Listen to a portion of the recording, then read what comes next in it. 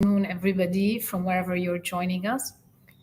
Good morning and good afternoon, everybody from wherever you're joining us. I'm Maha Yahya. I'm the director of the Malcolm H. Kerr Carnegie Middle East Center based in Beirut.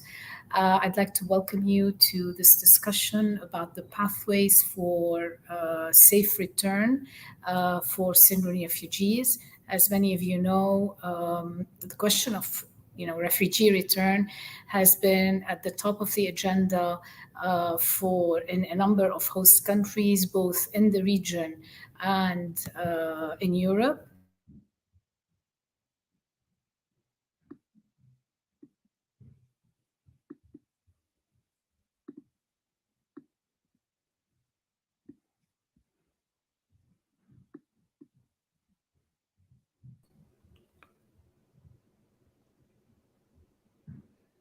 I think Maha connection is lost.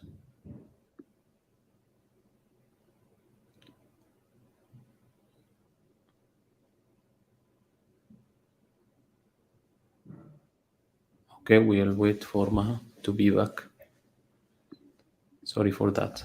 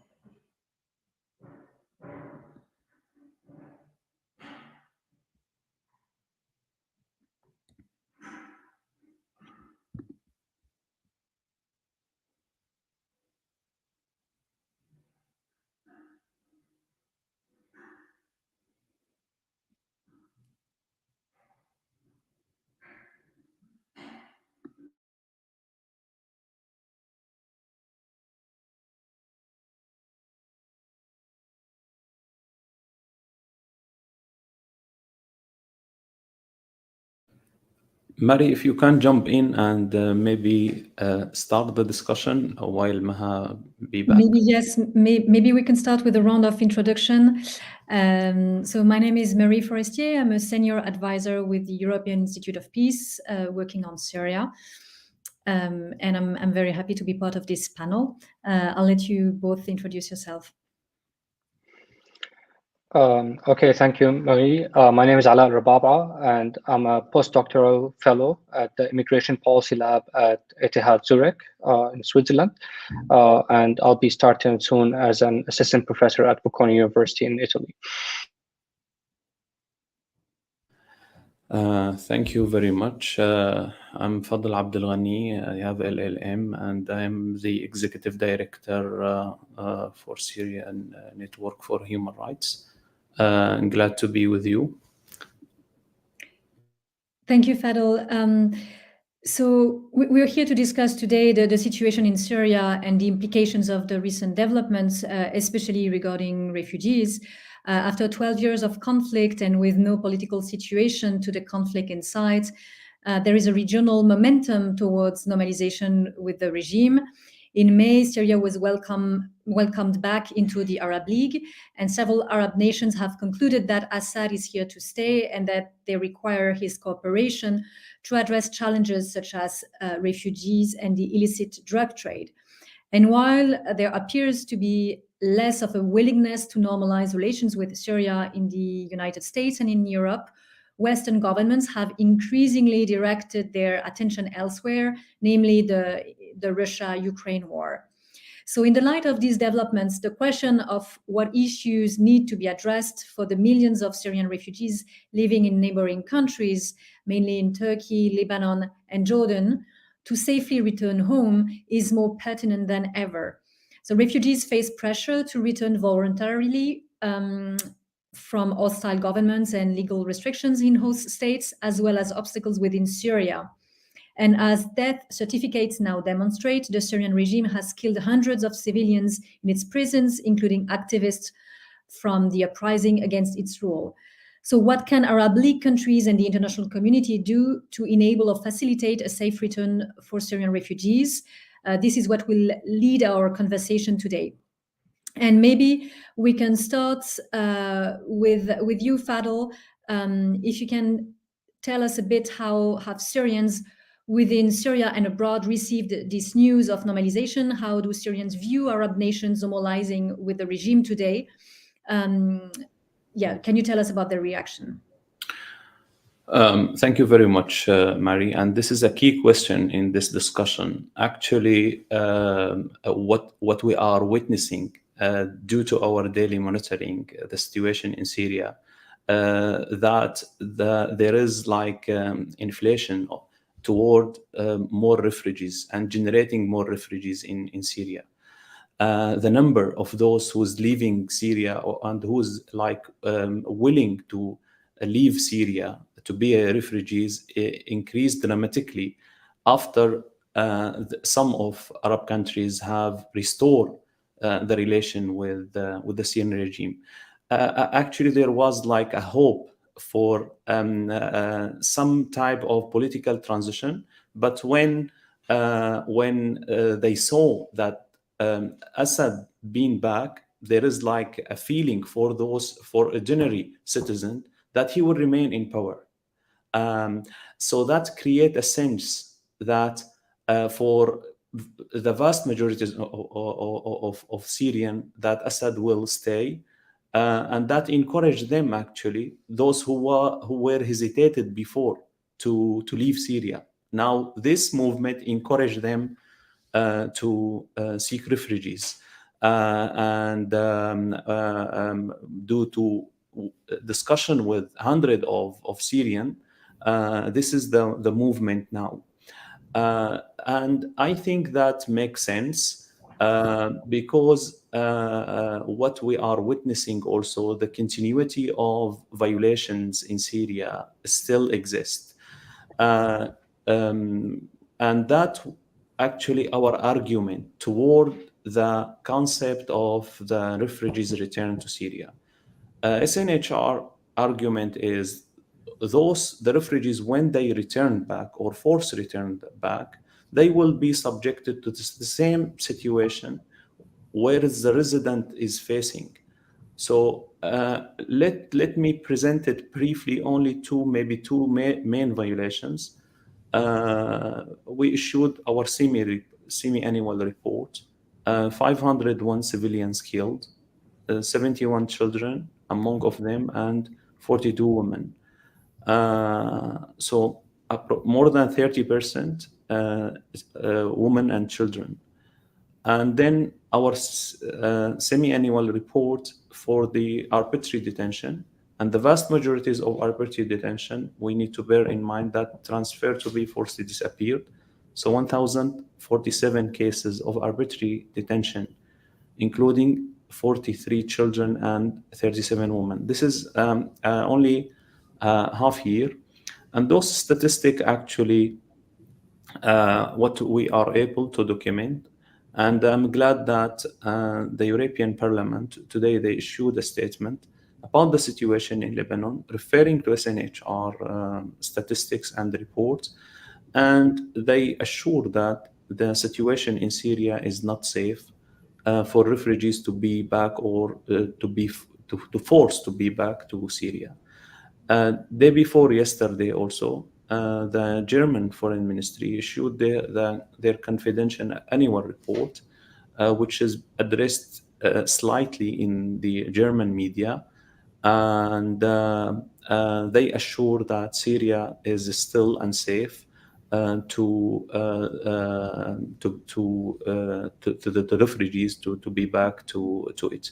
So that's very briefly, and yeah, I'm happy to elaborate further. We will be coming back to this. I'm sorry, I don't know at what point I disconnected from the conversation. It's the hazards of internet connections in Beirut, so my apologies.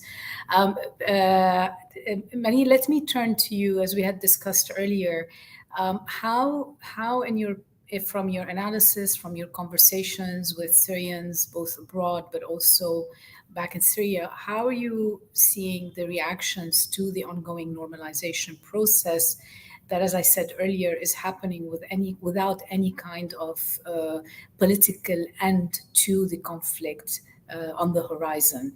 There doesn't seem to be a peace settlement in the pipeline. No reconciliation mechanisms in place, proper reconciliation mechanisms. So can you just give us briefly how you see the reaction of Syrians, both in the diaspora and at home, to this? And then we'll move on to further to more in-depth discussions. Well, first of all, the first reaction is a huge disappointment, and disappointment probably doesn't reflect the exact feeling of Syrian people.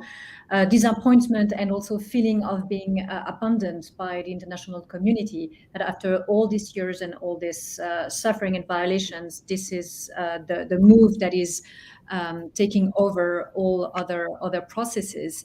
And also what is striking and what emerges from the conversations I'm having is that there is a clear disconnect between the reality on the ground in Syria and this normalization, because just over the past week, there has been an increase of military activity in Idlib province, with airstrikes conducted in an increased way. And in the south, in Daraa, young people are leaving the country and feeling boats that sometimes sink in the Mediterranean, as we've seen, unfortunately, in the past weeks. They are leaving the country because the Syrian government is trying to enroll them in the army. All these signs show that the conflict is not over in Syria, and that this normalization move is clearly at odds with the development on the ground and the political reality. Okay, thank you. We're going to come back to some of this. Marie, I know you've been looking in depth at this reconciliation process, so we'll come back to this in a second or in a bit. But let me move to you, Ala, and again with the same kind of broad question to try and set the scene in terms of how you see Syrians, both abroad and at home, reacting to the normalization process that is ongoing, and what that means for the future. So I actually agree with a lot of what's been said. There has definitely been a lot of disappointment, and people are generally disheartened.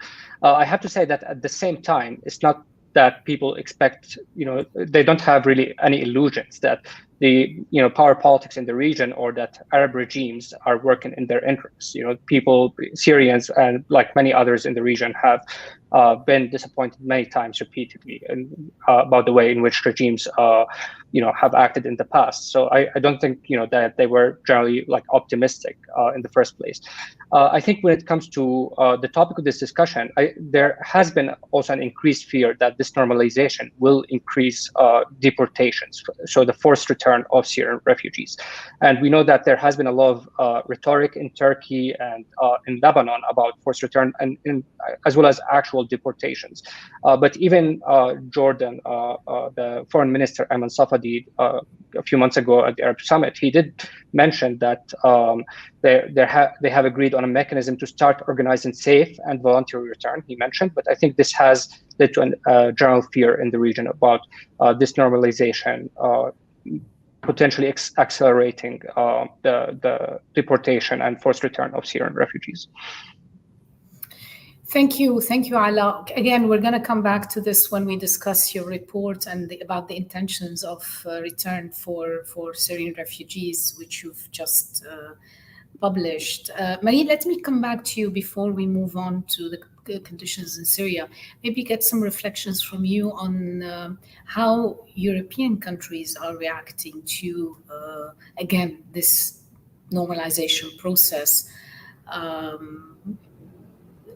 that, again, is happening in parallel to an ongoing dialogue with the UN under Geir Pedersen.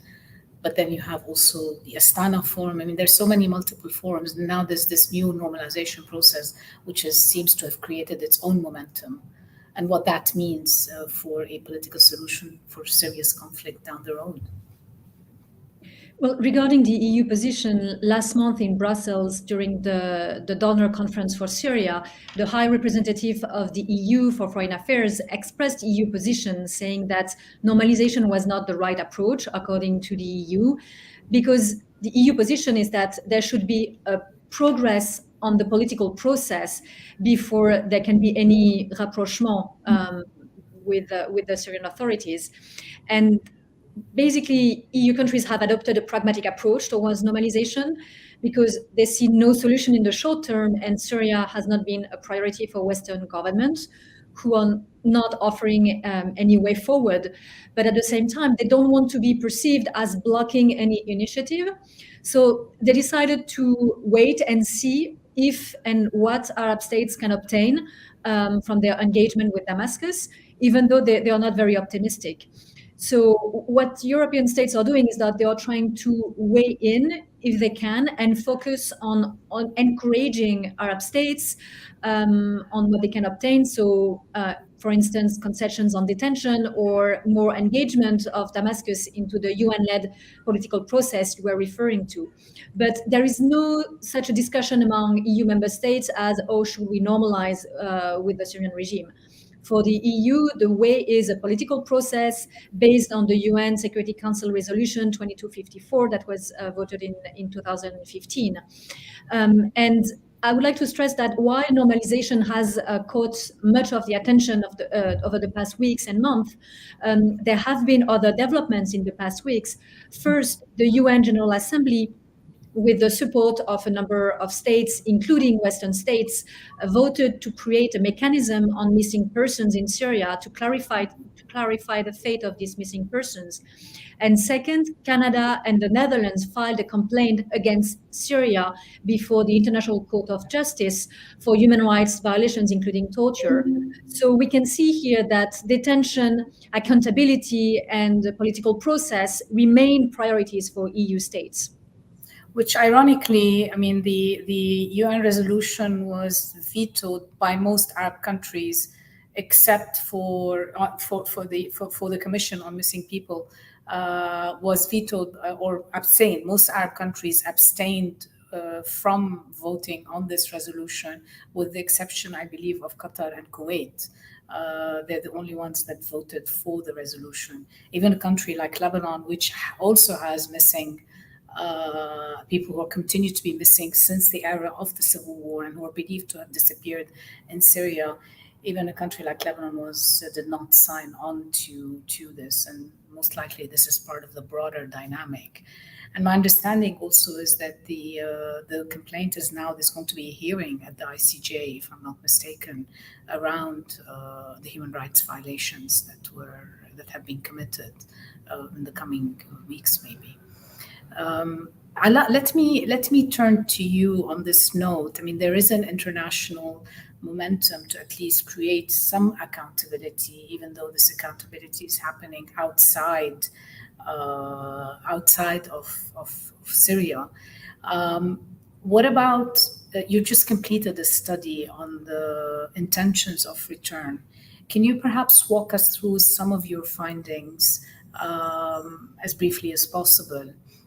In terms of, I know it's a study that's taken quite a bit of time, and I've read the study, and it had obviously there's a lot of there are lots of fine details in it, and I'll comment on the study once you've given us kind of your broad outlines about the intentions of return and the obstacles of return for Syrian refugees. Thank you, Maha. Yes, I will try to be brief.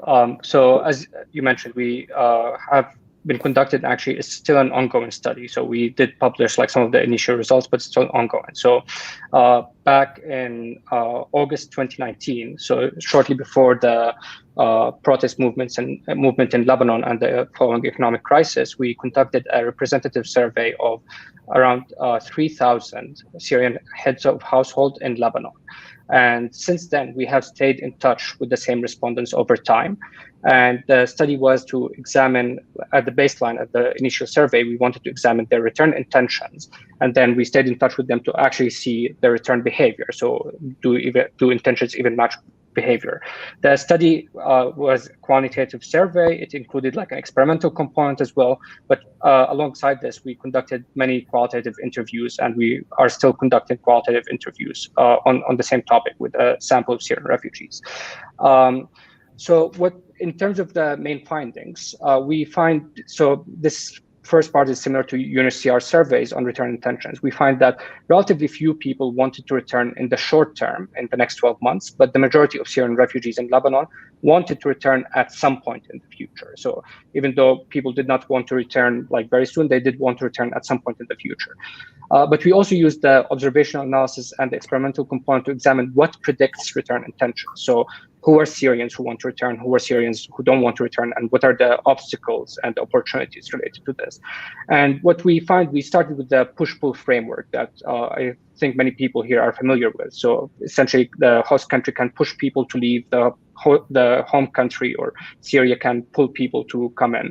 And we started with this framework, and our results actually significantly challenged this framework. So while we found that conditions in Syria really matter, and particularly safety and security of Syrian refugees who return, what we found is that conditions in Lebanon, in the host country, are actually not as important. So when the host country pushes refugees to return, they can make their life very uncomfortable, they can push them out of the labor market, increase discrimination, and so on. They will make life for Syrian refugees very difficult, but they're not going to make them return to Syria.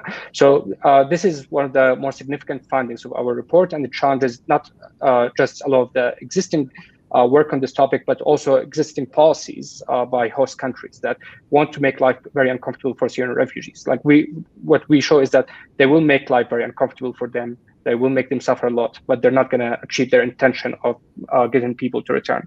So as I mentioned, we had some qualitative components on this, but so some of the quotes we had from our interviewees were, one person told us Lebanon is a prison, but she will not return until Syria is safe.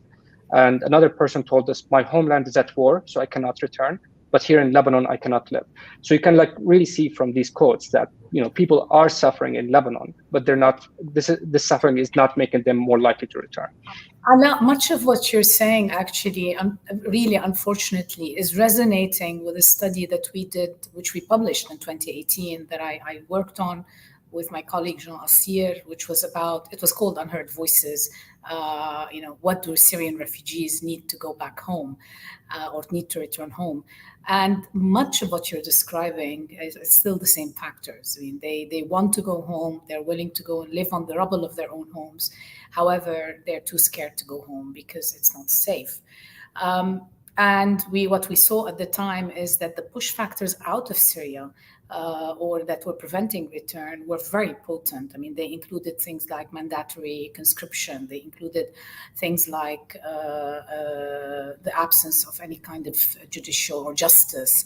Of course, law number 10 came in afterwards. Their properties have been expropriated, fear for their lives, the lack of any kind of safety mechanisms, etc. And amongst women, especially, there is a lot of worry about their children. They all want to go back home. They'd rather raise their children in Syria, but they were very worried about the safety of their children. I remember a mother saying to me, how can I guarantee if my child goes home that goes to school, they'll be able to come back home? So I wanted to ask you if you could elaborate maybe a little bit about in your study, what were also the challenges to return from the perspectives of Syrian refugees in Syria itself? What is it that they need from the Syrian government to be able to go back home? Yeah, absolutely. So very similar to what you were saying, like the most important factors we found are related to safety and security. And, the regime is simply unable to credibly commit to provide safety and security for returnees. Fadel, gave some numbers initially about what happens to some returnees. We know there have been a lot of reports about returnees disappearing and so on. So the regime needs to credibly commit to the safety and security of returnees, and is currently unable to do this. So in particular, people highlight things like disappearances, checkpoints, arrests, conscription, but also like just simply a general sense of insecurity when you're walking out in the streets and so on. So people, this is for like Syrian refugees in Lebanon, this is by far the most important factor. But even after this, like economic conditions and access to services are also quite important for people. And this is where things get really tough. So we in our study, we conducted an experimental component where we provided people with some vignette experiment essentially. And even when we tell them that safety and security, assume that in 2 years is guaranteed and so on, would you return under these other conditions? And here, this comes to comparing their conditions in Lebanon with conditions in Syria, but only after safety and security are assured. And for Syrians in Lebanon, they're already struggling a lot. So in this sense, push factors from Lebanon may come to play a role, but only after safety and security are assured. And right now, I don't think that the Syrian regime is in a position to be able to credibly commit to the safety and security of returnees. Okay, and many people don't have homes to go back to because their homes have been expropriated as well. Fadel, let me move to you and ask you maybe to comment on what has already been said, but also you've recently issued a report, or at least the Syrian Network for Human Rights, of which you are part, has recently focused on uncovering the Syrian government death certificates that now demonstrate that the Syrian regime has killed hundreds of civilians in its prisons, including activists from the uprising. So can you talk to us a bit about what this means, what are the implications, and give us some more details about this particular work that you've done? Yes, indeed, and continue to your discussion with Ala and for also his wonderful report. That link to SNHR work as well, numerous ongoing violations. I can maybe add a little bit on what you, Maha, mentioned and Ala as well. There is one major challenging also the special courts, the terrorist court, the field military court. Those are established to eliminate the political opponents. And this, we can say this, not a court, it's a type of security forces branches. So regarding the force disappearances, this is the one of the major challenging facing residents and refugees when they are back to Syria. And this is linked to arbitrary arrest. Maha, you refer to the mechanism mentioned missing people. Regime focus on kidnapping. We are always linking disappearance to arbitrary arrest. We can notice that the vast majorities, we can say 80% or 85% from the arbitrary arrest amount to be disappearance. We have at this moment, based on our database, 155,000 individuals arbitrarily detained or forcibly disappearance. 112,000 out of 155,000 who is still or completely disappeared.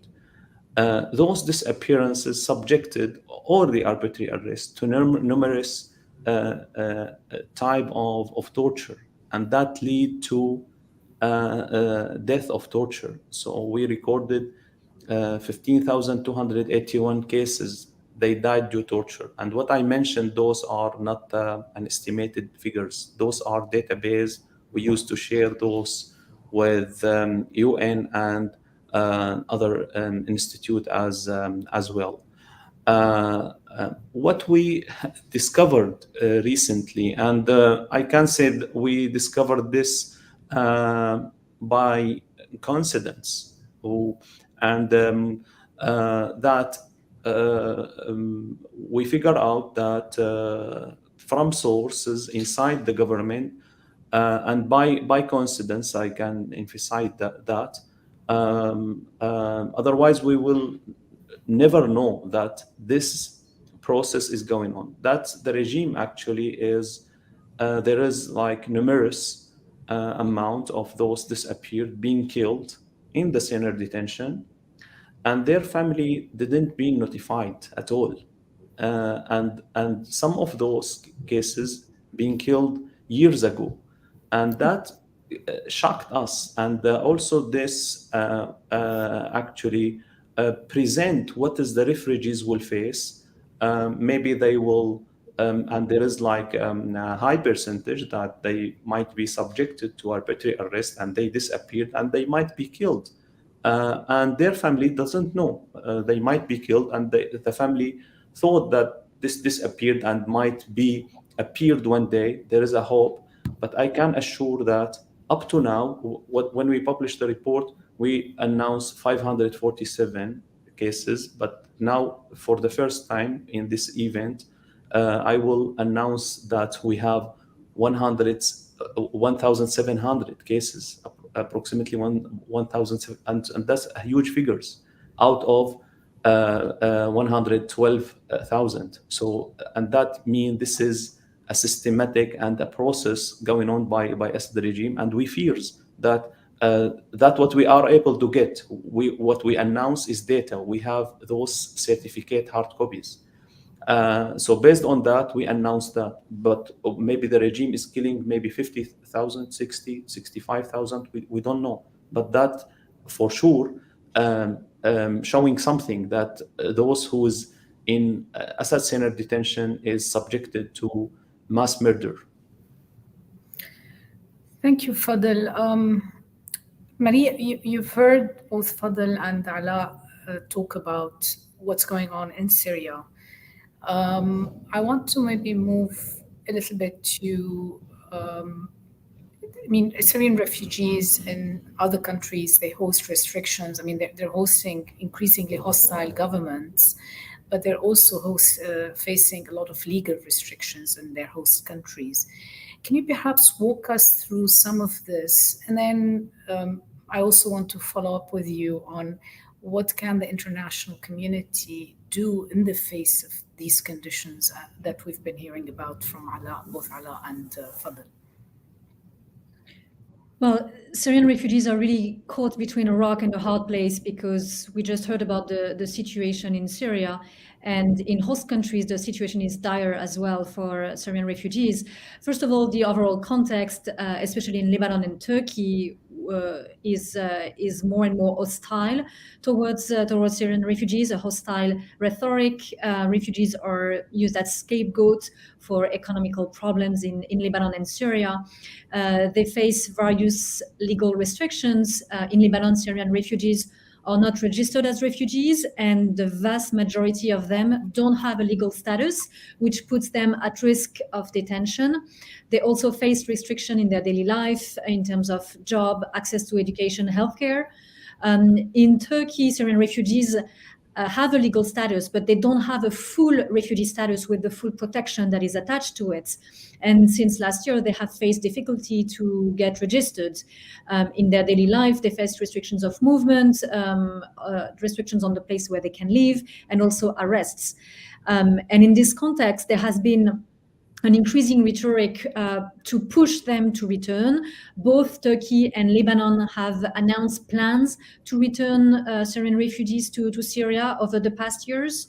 As recently as last week, the Lebanese Minister of Displacement visited Damascus to discuss return, and he announced he was working on a return plan of 180,000 Syrian refugees. And in addition to this, returns that are presented as voluntary, but when we see the conditions on the ground as they cannot be considered as truly voluntary. So in addition to that, Syrian refugees have also been forced to return, have been deported, both from Turkey and from Lebanon. For instance, in Lebanon, just in April and May, over 2,000 of Syrian refugees have been deported by the Lebanese army. This is an unprecedented move. So in the light of this very bleak situation, what can be done to facilitate return to Syria? So as we have seen, Syria is not safe to return. So what can be done to improve safety for refugees for future return? First of all, I would say, like a starting point, should be to have a transparent and fair procedure of return. At the moment, it's not even clear what refugees are supposed to do to be able to return. Do they need to go through screening or vetting process? This is not clear, and often it puts them at risk as they face. And most of them do, actually. Most of them have to go through the screening, security vetting, and often they don't get it. They're vetted. They're not. But it's very ad hoc. It depends on the situation, and it's really not a standardized process. And at the end, this vetting process put them at risk. So that would be a starting point to work on that. And you mentioned earlier on, Maha, the UN-led process and the political process. And there is currently what is called the step-for-step approach, with asking concessions from Damascus in return from concessions from donors and other countries. So maybe an idea could be to ask, as a concession, as a gesture, as a step, the Syrian authorities to be transparent and clearly explain the procedure for return. And we talked quite a lot about normalization. So as part of this normalization process, European countries could encourage Arab states to push Damascus to make reforms that are necessary for a safe environment for return of refugees, reform on the rule of law, reform of the security apparatus, reform on documentation and civil status, reform on property issues. And the last point is there won't be any safe return without a proper and thorough monitoring mechanism from the international community. So any stakeholders should pressure Damascus to accept and to allow UNHCR to have unhindered access to returnees so that they can monitor any protection issue. Okay. Let me ask you this, and I'll ask also Fadel and Ala, because one of the ideas also that's been floated around, and I mean, at least in Lebanon, is also we need to break down this idea of refugee return as a global phenomenon and try and maybe contextualize it a little bit in terms of where the refugees originally came from, because not all Syria is, I mean, that's the argument, that not all areas in Syria are facing the same conditions. And there are some areas where people could return and others where it's impossible. I don't know how you would, so breaking down the problem into more manageable bites, if you like. Can you perhaps react to this? And I'll ask Ala and Fadel also to react to this idea. Well, actually, it's not only in Lebanon. Two or 3 years ago, Denmark issued a decision saying that Damascus province was safe for refugees from Denmark, living in Denmark, to return to. This is a totally flawed idea, because as Fadel and Ala explained very well, the safety issue is not connected to geographic location. The safety issue derives from the security apparatus system in Syria, the policy of the Syrian government, and also this perception from the Syrian government that refugees are opponents, that refugees left Syria, left the country in the first place because they were opposed to the Syrian government. And that's what puts them at risk when they return, because they are suspected of being affiliated with the opposition. So there cannot be a geographical approach to return. This will definitely put refugees at risk. Okay, Ala, let me then turn to you and ask you, one, if you have any comments on what has already been said, but also what would you like to see Arab countries, especially those that are normalizing with the Syrian regime, do? How would you like them to go about things? So let me maybe just quickly comment on where people return to and like whether the localized aspect of return matters. So in our survey, we did actually ask respondents. As I mentioned, the vast majority wanted to return at some point in the future. So we asked them, where do you want to return to? And the answer overwhelmingly was to their place of origin, which is quite intuitive. It makes sense. And like the only exceptions were, if somebody married a Syrian from another region or something, then they wanted to go to another place. So when we were talking about safety and security, part of it is, very clearly at the regime level, but like the localized aspect of it also really matters, right? So if so like for some people, Syrians like of Kurdish origin, it really matters that like they feel that their own areas are going to be safe, from Syria, from Turkey, and so on. So the localized aspect of safety and security is very important.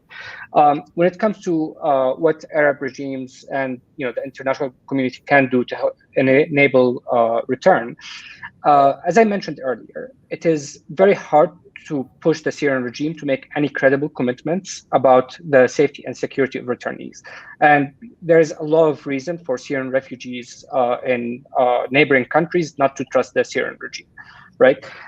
So what they can do, there are a few things. One is they need to actually stop pushing refugees to return, because this is not effective. This will just make life for refugees in the host countries much more difficult, will increase also social tension between the host community and refugees and so on, but it's not going to be effective at actually increasing return. One possibility that they can do, which is really driven by a lot of migration research, not just in this context, but globally, often when migration, including refugee migration, occurs, families often split, right? So like in the beginning, maybe the head of household goes to a new country. When refugees, for instance, came to Lebanon, maybe the head of household would come first, see how conditions are, and then the rest of the family would follow. Right now, the return decision to Syria is very risky. It's risky not only because of like the potential security risks, but also because it's a final decision. If you leave Jordan or Lebanon and return to Syria, you're not going to be able to go back to Jordan or Lebanon. So if the head of household wants to go back to check out the local conditions in Syria, this will have to be a final decision. So this will increase the likelihood of a permanent family split, essentially. So one possibility would actually be to allow refugees to go to Syria and then come back. So opening the border a bit for refugees in Lebanon or in Jordan or in Turkey to go back to Syria and then come back. This way, people will understand that going back to Syria is not final. They can go check out the conditions, and if they find that the conditions are fitting for their family, they can decide to stay there. If not, they can move back. So this will actually, even though it's counterintuitive opening the border, but this could actually be a strategy that would increase the likelihood of return, and people will be hearing more from others who returned how conditions are and so on, and if they are fitting for them. But the other important things that the international community can do are, as I mentioned, stop pushing refugees to return and opening labor markets, allow them to integrate. But also outside of Jordan, Lebanon, Turkey, resettlement is something that we don't talk about often. The vast majority of the effect of refugee is felt by neighboring countries, and European countries, the US, Canada don't bear as much of the burden. But resettlement should be increased a lot, and once again, given the Ukraine crisis, this has not been as much of a priority, even though before it, there wasn't also that much resettlement. But this is another thing that the international community should do to help refugees in this context. What about Arab countries?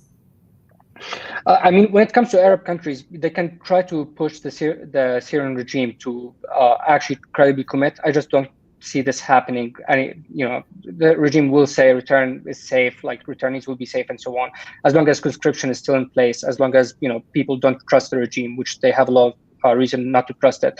They really cannot do much. So as I mentioned, allow them to work and live in these countries, allow the movement from both sides of the country, so returnees to actually come back to these host countries, and maybe eventually, if conditions in Syria vastly improve, people will actually return. But right now, I don't think there's not really that much that the Arab countries will be able to get without forced return of Syrian refugees, essentially. Fadel, let me turn to you. Do you concur with what Ala said? Would you like to add to this, particularly in terms of what you would like to see from, again, Arab countries?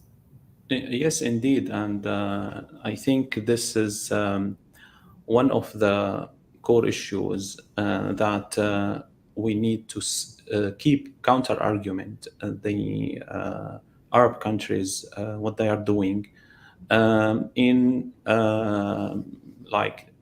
showing what is the refugees will face when they will be back, what is the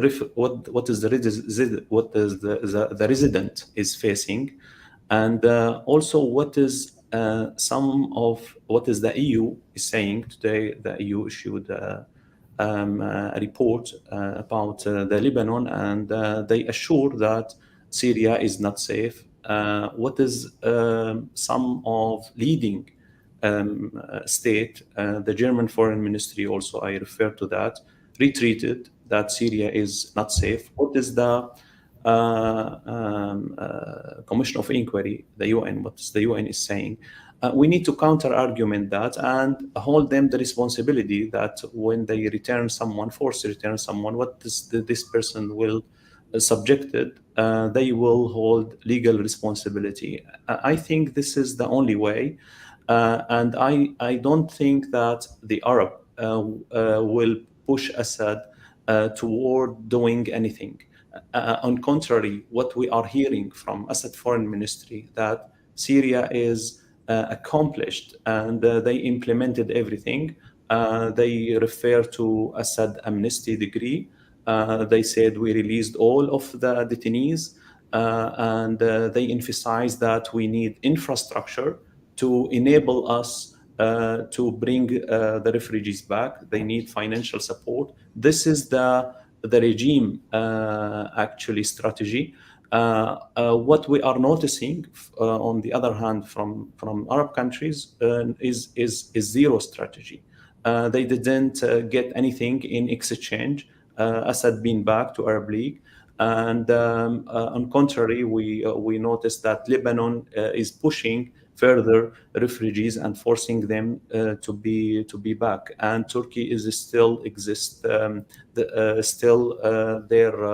attitude is the same toward the refugees. And here I want to highlight that also the other territories in Syria, not only the regime-controlled area, which is of course the most dangerous one, but also other area is not safe. The PYD territories, if someone run out and they've been following from the PYD, is not safe for him to return, or the Hayat Tahrir Sham, HTS, or the opposition. So in general, while the conflict is still exists, there is no political solution. Syria, whole Syria is not safe, and we are unable to recognize. We need actually to do an investigation. This person being subjected or being followed by this parties or not, in order to return to like issued a sentence toward this person that he's safe to be back, which is actually, I don't think this is also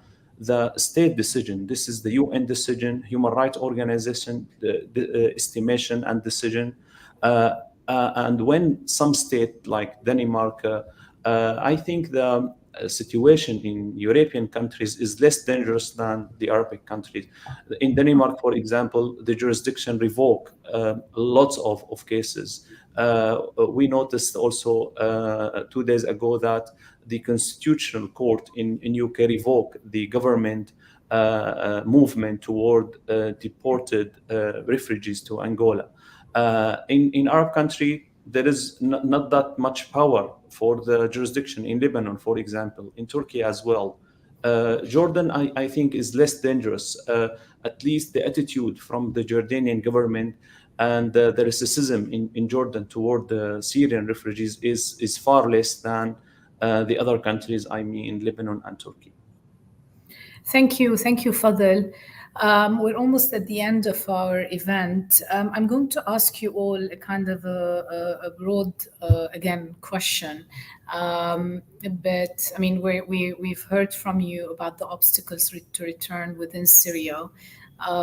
We're looking at a situation where we haven't mentioned it yet, but the Ukraine conflict obviously has also diverted resources from conflicts around the world, but particularly the Syrian conflict. European countries are more concerned, or are very concerned, in a conflict that is in their own backyard. So let me ask you, and I'll begin with you, Marie, perhaps. What future do you see for Syria, for stability in Syria, and for Syrians, maybe over the next 3 to 5 years?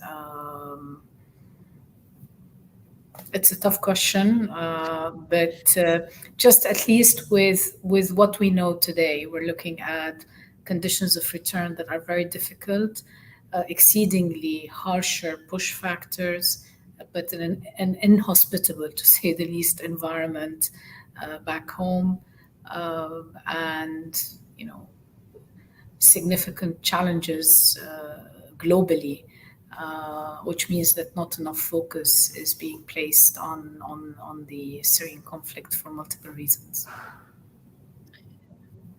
Well, that's true that the war in Ukraine has taken a lot of focus and energy from Western and European, especially European actors.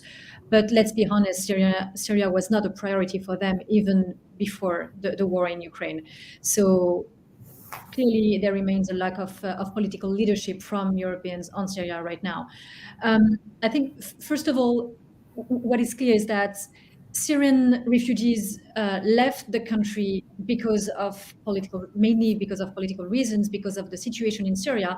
And the reason making them leave in the first place is still in place in Syria. So there cannot be a significant shift, significant solution as long as there is no political progress. That's the first thing. Regarding normalization, it's likely it will not achieve a lot because the real goal of Assad is to obtain progress on the lifting of sanctions and obtaining economic reward and investment and money coming to Syria.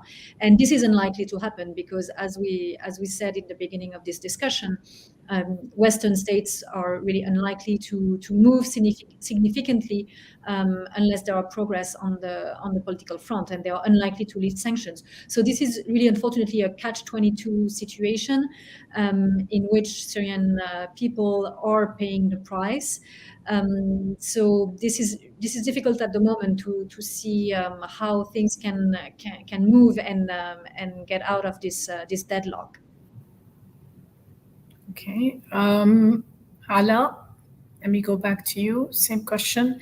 I don't know if you heard it because you disconnected at a certain moment. I was asking you to look at maybe, in the conditions that we've described over this past hour, how do you see the future over 3 to 5 years? Marie is obviously very, like her, I don't see much promise, but maybe you have a little hope somewhere. Well, I'm from the region, so unfortunately, I'm not very optimistic about the future of politics in the region. I think when it comes to the normalization efforts, like the goal of Arab regimes is really three parts, especially like neighboring regimes, but also the Gulf countries. It's to fight like drug trade from Syria, especially the Captagon trade.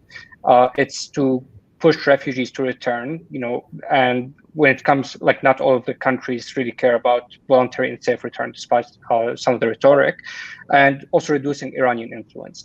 When it comes to the refugee return itself, I think there will be some symbolic gestures about, this being in coordination with UNHCR and it's voluntary and so on. But at the end of the day, we've seen over the past few years that, especially Lebanon, it doesn't matter that much how voluntary return is, right? And I think now it's actually, Jordan is still in a much better position when it comes to voluntary return of refugees, but I think Syrians are also starting to worry that this normalization will also affect deportations from Jordan, which haven't been large so far. So I don't think the normalization it's working for more strategic interests in terms of fighting drug trade, potentially the Iranian influence in the region. I don't think the voluntary and safe and guaranteeing the safety of returnees is very high on the agenda of Arab regimes right now. They would like to increase the return of refugees, but I don't think this is very high on the agenda right now, and I don't think that's necessarily going to happen anytime soon. It's not clear what is exactly on the agenda, to be honest, beyond normalization under the rubric that this could achieve stability, but we'll see. Fadel, any reaction to where do you see things moving in the next 3 to 5 years, perhaps? Actually, I'm seeing that the conflict in Syria will generate more refugees. I'm not seeing any movement toward political solution. On contrary, there is like a sign that clashes will take place soon in northwest Syria. In Daraa, it's already started, as Marie said. And the continuous violation will exist. And I heard from 10th of Syrian inside the Assad regime control area that they are seeking asylum after some of Arab countries. Their intention, I am not sure about that as well, that they want refugees to be back, but their movement encourage more people inside Syria to seek asylum. And I think that despite all the awful circumstances which is the refugees is facing in countries like Lebanon and Turkey, even the IDPs, which is like inside Syria, and some of them, their houses is maybe half an hour driving by car. They don't want to be back to Assad control area because they are aware what they gonna to face.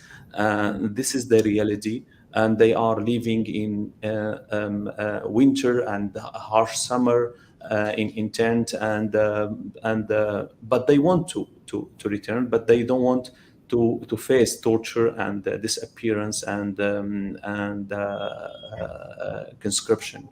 Unless there is like a political transition accordance to the Security Council Resolution 2254, I don't see any hope toward refugees return or toward end of this conflict. And contrary, what I'm seeing is more boats, death boats, I can say, in the Mediterranean Sea, and yeah.